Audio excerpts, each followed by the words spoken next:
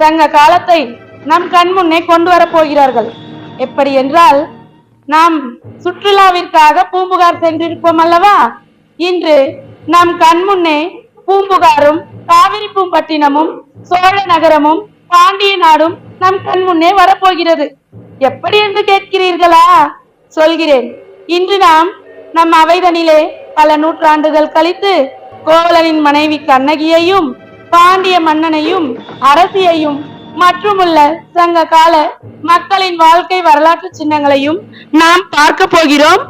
நீதியை நிலைநாட்டிய சிலம்பு என்ற இந்த நாடகத்தின் மூலமாக நாம் கண்ணகி வாழ்ந்த காலத்திற்கே போக போகிறோம். சங்க காலத்தில், முன்னொரு காலத்தில் கோவலன் கண்ணகி என்ற ஒரு கணவன் மனைவி வாழ்ந்து வந்தனர் புகார் நகரில். சோழ மன்னர்கள் அரசாட்சி செய்த புகார் நகரில் மன்னவர்களுக்கு இணையாக ஒரு பெருங்குடியை சேர்ந்தவர்கள் தான் கோவலன் கண்ணகி. ஊழ்வினையின் காரணமாக மதுரை எம்பதியான பாண்டிய மன்னனுடைய நாட்டிற்கு அடைக்கலமாக வருகிறார்கள். அங்கு அவர்கள் வாழ்க்கையில் நடந்த துயர சம்பவத்தை தான் நாம் இப்போது நாடகமாக பார்க்க போகிறோம்.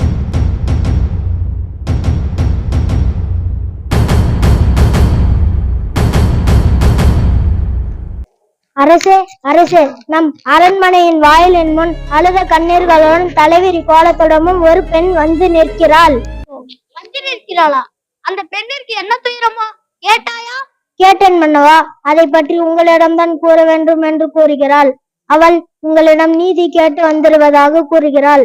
நீதி கேட்டு வந்திருக்கிறாளா? சரி, அவளை உள்ளே அனுப்பு.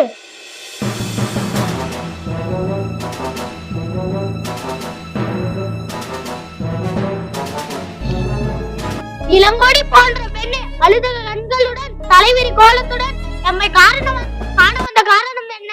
நீ யார்? உனக்கு என்ன வேண்டும்? நீதி வழங்கிய மன்னனே, என்னையே யார் என்று கேட்கிறாயா? சொல்கிறேன் கேள். உலகம் வியக்கும் மன்னம் ஒரு புறாவிக்காக தன்னுடனே தந்த சிபி மன்னனை பற்றி நீ அறிவாயா? போற்றும் பசுவ மகள் தேவமன வணங்க அந்த கண்டை தேர்காலிட்டு கொண்ட தன் மகனையும் அதே தேர்காலிட்டு கொண்ட மன்னன் சோழன் அவனையும் பற்றி நீ அறிவாயா? என்னே, நான் கேட்ட கேள்வி இருக்கு, இன்னும் நீ பதில் கூறவில்லை. அதை விட்டு வேற எதையோ கூறுகிறாயே. இழப்பின் அருமை தெரியாத மன்னா, என் நிலை அறியாமல் தானே இப்படி பேசுகிறாய். கூறிய பெருமை மிக்க சோழ மன்னர்கள் வாழ்ந்த புகார் நகரமே எனது ஊர். அவ்வூரில் பழியில்லா சிறப்புடைய பாலாத்மான் நான் ஆகிய கோவலன் என்பவன் மனைவி நான். ஓ, இப்போது புரிகிறது. அந்த கோவலனின் மனைவியா நீ? போதும் மன்னா, என் கணவனை இகழ்வதற்கு உனக்கு என்ன தகுதி இருக்கிறது? ஊழ்நிலை பயனால் உன் ஊருக்கு வந்து விற்க வந்தேன். கணவனை அநேகமாக இப்படி கொண்டு விட்டாயே, நீ செய்தது தகுமா? என்ன? கல்வனை கொள்வது கொடுமால் என்று அது இயல்புடையது. அது அறநெறியமாகும். அனைவரும் இதை அறிவார்களே, உனக்கு தெரியாதா என்ன? அறநெறி தவறிய மன்னனே, தவறிழைத்தவர்களை தண்டித்தல் தகுதியுடைய மன்னனுக்கு உரியது என்பதை நானும் அறிவேன்.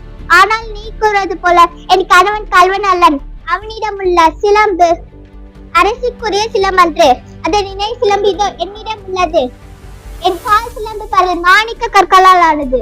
என்ன நீ சொல்வது உண்மைதானா? அரசுக்குரிய சிலம்பின் பலகைகள் முட்டுக்களால் ஆனது. யார் எங்கே? கோவலிடம் இந்த பெற்ற சிலம்பை இங்கே கொண்டு வாருங்கள். உன் கணவனிடம் இந்த பெற்ற காற்சிலம்பு.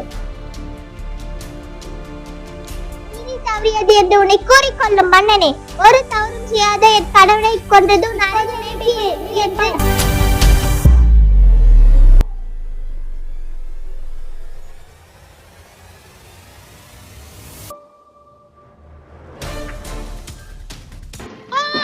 தவறு செய்து விட்டேனே. என் குலத்தில் இதுவரை யாரும் செய்யாத பழி சொல்லுக்கு ஆளாகி விட்டேனே. இதுவரை நான் உயிரோடு இருத்தல் தகுமா? இனிமேல் எனக்கு எதற்கு பெண் காட்ட முறை? எனக்கு எதற்கு செங்கோல்? இதுவரை என் வாழ்நாள் முடிவடைதான். இப்படி செய்து